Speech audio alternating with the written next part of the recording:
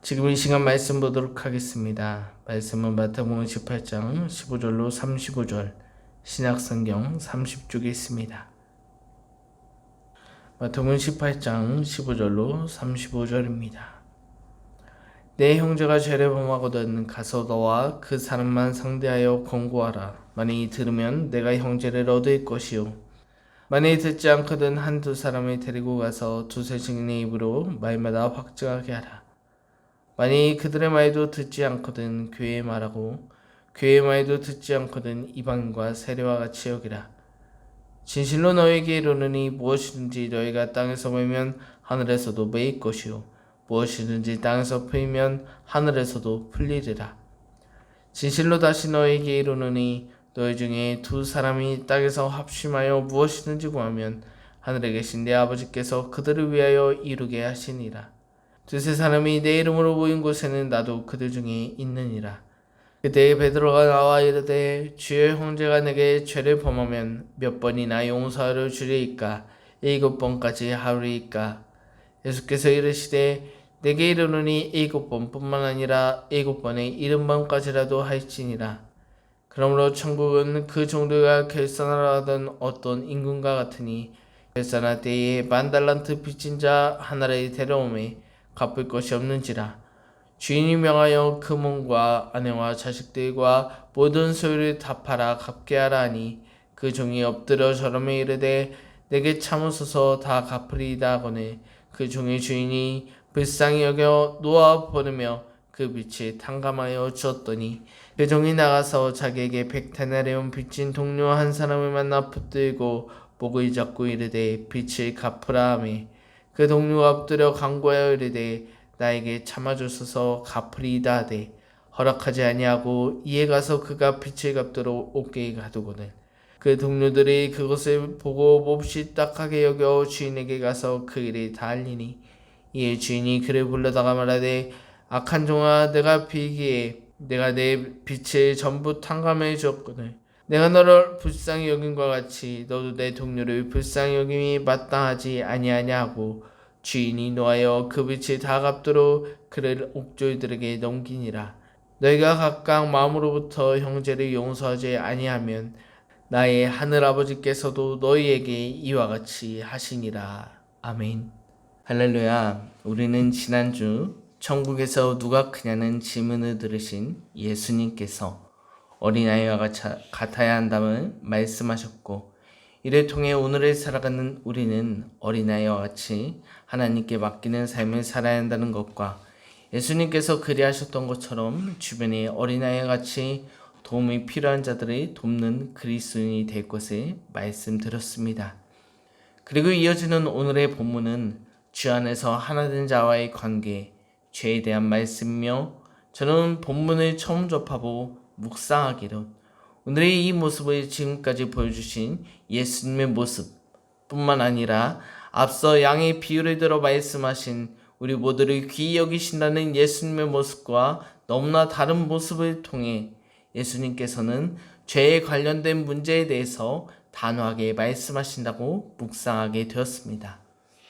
왜냐하면 본문 15절부터 살펴보면 내 형제가 죄를 범하거든 가서 너와 그 사람만 상대하여 권고하라. 만일 들으면 내가 내 형제를 얻을 것이오 라고 말씀하시므로, 오늘 예수님께서는 주 안에서 형제된 누군가가 죄를 범한 사실을 깨달았다면 찾아가서 죄를 깨닫고 회개의 가르침을 주라고 말씀하시며, 만일 그가 너의 말을 듣고 돌아온다면 그와 계속 관계를 맺으라 말씀하셨기 때문입니다.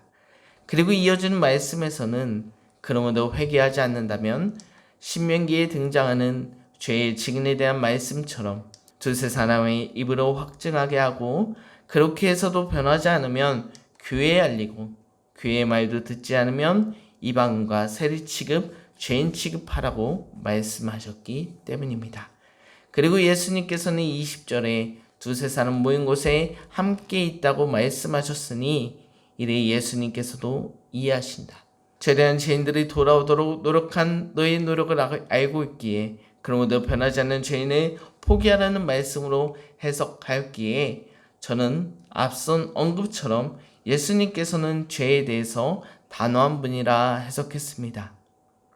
하지만 이어지는 본문 베드로의 질문을 보니 앞서 제가 해석한 본문은 죄를 짓고 회개하지 않는 자를 포기하라는 말씀이 아니라 용서에 대한 말씀이라는 사실을 발견하게 하셨고, 이래 발견한 후에 앞서 본문을 다시 살펴보니 15절에 작은 표시 하나가 있었으니 그 내용은 어떤 사본에게는 내게라는 단어가 있다는 것을 확인하게 되었고, 그러므로 15절의 진정한 의미는 내 형제가 내게 죄를 범하거든 가서 너와 그 사람만 상대하여 권고하라. 만일 들으면 내가 내 형제를 얻을 것이오 라는 말씀으로, 이는 앞서 해석한 누군가 어떤 죄를 지었을 때 죄를 깨닫고 회개하도록 가르치라는 말씀이 아니라 그가 내게 죄를 지었을 상황을 말씀하시는 것이며, 이는 용서에 대한 말씀으로 오늘 본문 예수님의 가르침은 내 형제가 내게 죄를 범하면 내가 먼저 찾아가 권고하라, 용서하라는 가르침이었습니다. 하지만 이것이 용서의 가르침이라 한들 변하지 않는 점, 아니 오히려 더 화가 날 수도 있는 점은 용서받아야 할 자가 찾아갔음에도 불구하고 듣지 아니하였다는 것이고, 그렇기에 두세 사람 교회가 이를 위해 나서서 해결하려 했지만 잘못을 뉘우치고 용서를 구하지 않는 자는 내어버리라 라는 동일한 의미로 해석함으로써 이는 단순히 죄로 이 문제를 해결했을 때보다 더 정당한 말씀처럼 느껴졌습니다. 그러므로 저는 오늘 이 예수님의 가르침은 3-3번이라는 말이 있듯이 아무리 용서를 구할 수 있는 자리를 마련해줘도 깨닫지 못하는 자는 당연히 이방인과 세리 취급, 죄인 취급하라는 말씀으로 묵상하려 했으나, 앞서 살펴본 베드로의 질문 몇 번이나 용서해야 하느냐 물음에 답하시는 예수님의 말씀을 보니 7번씩 70번이라도 행하라 말씀하시는 이 답을 보면서, 이는 또 앞서 묵상한 내용 용서를 구하지 않는 자를 죄인 취급, 포기, 방치하라고 해석한 부분도 틀렸음을, 예수님의 가르침은 죄진 자가 깨달을 때까지, 돌아올 때까지, 용서를 구할 때까지 용서하라는 말씀으로 받아들이기 어려운 말씀, 그 말씀으로 오늘 본문을 묵상하게 되었습니다. 그러므로 저는 오늘 이 본문을 통해 오늘도 예수님의 가르침은 상식을 뛰어넘는 말씀을 하셨으며, 그렇다면 왜 용서받을 자가 찾아가서까지 용서해야 하는지, 그것도 7번을 70번이나 용서해야 하는지, 이 질문과, 그렇다면 이 본문이 끊임없이 용서하라는 말씀이 오늘 이 본문의 결론이라면 앞서 언급된 두세 사람의 증인과 교회의 가르침, 그들의 역할은 무엇인지 궁금하게 되었고, 이를 토대로 묵상한 내용을 나누려 합니다. 먼저 첫 번째, 오늘 예수님께서는 용서를 말씀하시면서 한 번 용서하기도 어려운데 끊임없는 용서를 강조하신 이유는 무엇일까? 그리고 또 왜 용서할 자, 피해자가 가해자를 찾아가야 할 것을 말씀하셨을까요? 먼저 오늘 본문에서 예수님께서 우리에게 말씀하시고자 하는 용서의 의미는, 우리가 우리에게 잘못한 일을 용서해야 하는 그 이유는 여러분들 또한 이미 알고 계실 것입니다. 왜냐하면 이는 용서할 줄 모르는 종의 비유 속에 답이 있었기 때문입니다.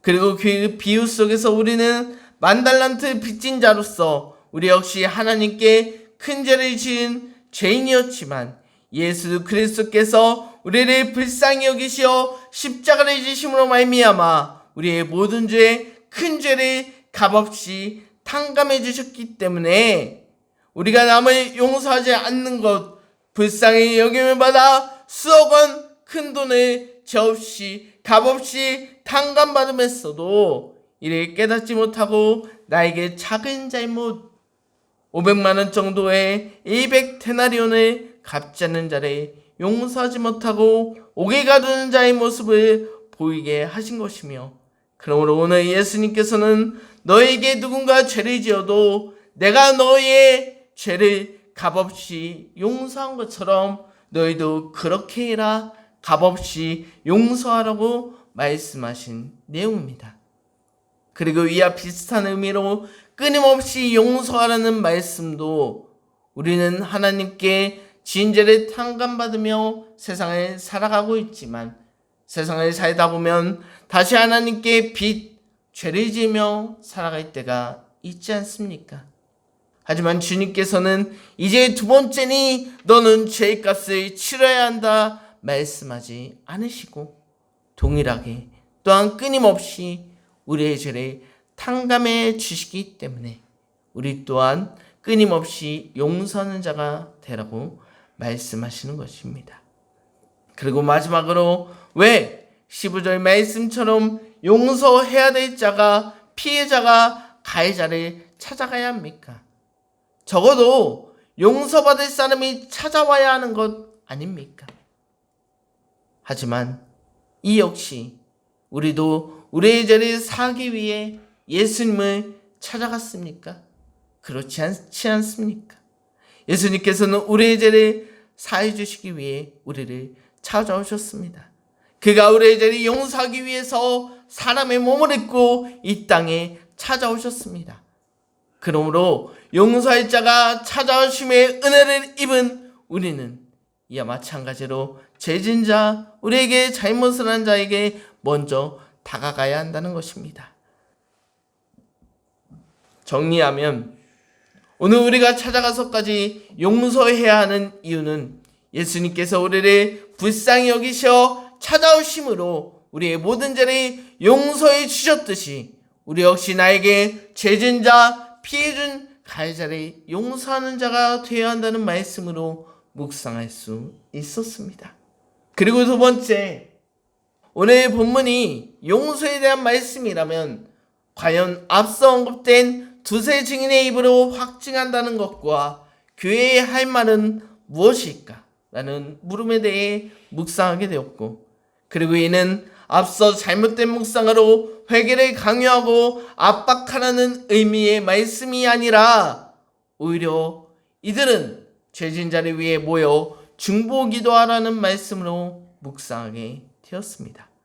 제가 그렇게 묵상하게 된 계기는 19절 말씀에 있으니, 말씀을 보면 진실로 다시 너에게 이르노니 너희 중에 두세 사람이 땅에서 합심하여 무엇이든지 구하면 하늘에 계신 네 아버지께서 그들을 위하여 이루게 하시리라 라는 말씀 속에서 저는 합심이라는 단어에 집중하게 되었고, 이는 앞서 본문을 죄인을 포기하는 말씀으로 묵상하였을 때 합심하여 무엇을 구하라는 말씀인지, 합심해서까지 그를 죄인임을 인정하게 만드시는 것인지 의아하였지만, 이를 용서의 의미로 해석하여 읽어보니까 여기서 말씀하시는 이 합심은, 합심하여 무엇인지 구하는 것은 그 죄인, 잘못을 저지른 형제가 잘못을 뉘우치고 돌아오길 바라는 기도, 그가 돌아오기를 기다리며 합심하여 그를 위하여 중보기도하라 라는 말씀으로 본문을 묵상하게 되었습니다. 그러므로 앞서 언급된 두세 증인과 교회의 역할, 그들의 할 일은 죄를 자백하라는 협박의 역할이 아니라 죄를 범한 형제가 스스로 자기가 죄인임을 깨닫고 돌아가기 원하는 간절한 기도, 중보기도자의 역할을 말씀해 주는 것이며, 그러므로 이는 앞서 비유에서도 설명하신 이른 양 한 마리가 죽게 돌아오는 일, 하나님께서 가장 기뻐하시는 일이기 때문에 하늘에 계신 아버지께서 그들의 기도를 이루어 주시는 것이라 묵상하게 되었고, 오늘 본문을 정리하며 예수님께서 우리에게 마음으로부터 용서하려는 그리스도인이 되어야 한다는 가르침까지 동일한 의미로 말씀을 정리할 수 있었습니다. 그러므로 오늘 말씀을 듣는 저와 여러분, 오늘 이 본문을 통해 우리 모두는 예수님의 값없는 은혜로 큰 죄를 속량받은 자임을 깨닫고 그 은혜를 입은 자로서 나에게 잘못하는 또한 죄짓는 일을 찾아가고 그들이 용서하는 삶으로 그들을 위해 기도드리는 삶을 살아낸다는 말씀이 오늘 본문의 내용이며, 이는 장황하게 설명드리지 않아도 다 아시는 말씀이라 생각됩니다. 하지만 저는 이 오늘의 본문을 용서라는 결론으로만 해석하기에 제 안에 계속된 질문이 있었습니다. 여러분들은 이렇게 생각할지 모르겠습니다. 아니, 지금껏 용서에 대한 설교를 했으면서 무슨 소리 하는 거냐? 라고 싶으실 수 있겠지만, 저는 이렇게 용서, 이 단어로 오늘 결론을 내기에 오늘 본문에 용서해야 할 이가 등장한 것도 아니고, 앞전의 내용은 천국에 들어갈 조건과 모든 이들의 귀히 여기신다 말씀하셨는데, 그 바로 이어서 용서에 대한 말씀이 등장하셨다는 점에 제가 묵상해도 이 묵상한 내용이 조금은 어색했기 때문입니다. 그렇다면 예수님께서 이 용서에 대한 말씀을 통해 전달하시고자 하는 진짜 의도가 무엇일까? 저는 이것에 대해 반복해서 물었고 묵상하다 보니까 오늘 예수님께서는 용서의 과정, 용서하는 법을 통하여 지난주 말씀이었던 어린아이를 영접하는 법, 잃어버린 한 양을 돌아오게 하는 일을 가르쳐 주신 것이 아닐까라는 묵상을 하게 되었습니다. 다시 이 말이 무슨 소리인고 하면, 지난주 잃어버린 양, 대열에 이탈한 한 양, 또 어린아이는 누구를 의미하는 것일까? 저는 그것부터 다시 묵상해 보았을 때 그들은 아직도 세상에서 죄를 짓는 자들, 오늘 본문에 의하면 죄를 범하는 자들, 용서가 필요한 자들이라 생각하게 되었고, 그렇다면 우리는 하나님께서 기뻐하시는 그 잃은 양을 주님 품에 돌아오게 하기 위해서 자신의 죄를 깨닫고 그들을 주님 품에 돌아오게 하기 위해서 어떻게 해야 하는가? 질문에 대한 대답이 오늘의 본문이라 생각하게 되었습니다.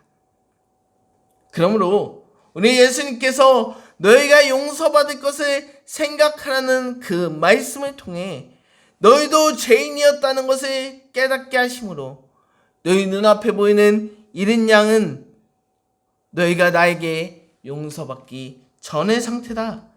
너희도 저렇게 죄에 허덕이는 상태였다라는 모습을 깨닫게 하시고, 그 죄인들을 정죄하기보다 내가 너에게 보였듯이 하나님의 사랑을 권면하고 그들을 위해 기도하라는 말씀으로 용서를 통해 타인을 대하는 태도, 그리고 더 나아가 이것이야말로 죄인을 포함한 내 이웃을 내 몸과 같이 사랑하라는 말씀에 대한 가르침이 아니었을까라는 묵상도 하게 되었습니다. 여러분, 오늘 이 말씀을 정리하며 오늘 용서를 말씀하시는 이 본문을 통해 우리도 본래 죄가 없는 깨끗한 자가 아니었음을 인정하고, 누군가를 정죄하는 자가 아니라 내가 예수 그리스도로 인해 값없이 용서받은 것처럼 다른 이도 그의 용서를 받을 수 있도록 그를 위해 기도하는 자, 그들을 주님 앞에 이끌어주는 자가 되어 하나님의 마음을 기쁘시게 해드리는 참된 그리스도인이 되는 저희 여러분들 되시길 주님의 이름으로 기도드립니다. 이 주신 말씀 기억하며 함께 찬양하고 기도하시겠습니다.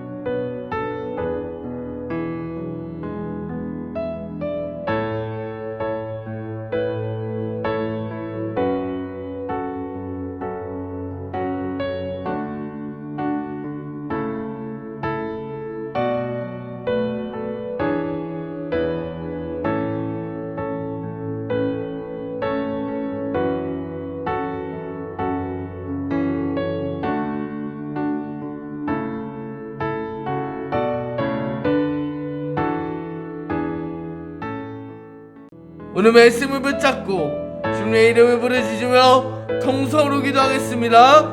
주여!